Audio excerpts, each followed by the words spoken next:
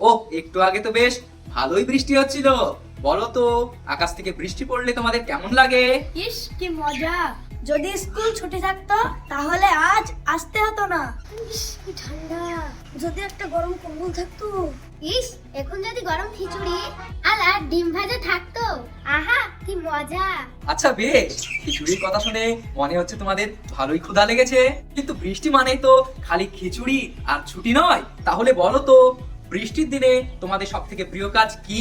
আমি ছাতা ছাড়া ভিজতে ভালোবাসি। আমি জানালা দিয়ে বৃষ্টি দেখতে ভালোবাসি আর গল্পের বইও পড়ি। তাহলে বলুন তো বৃষ্টির দিনে আপনাদের কি করতে ভালো লাগে? অবশ্যই কমেন্টে লিখে জানাবেন।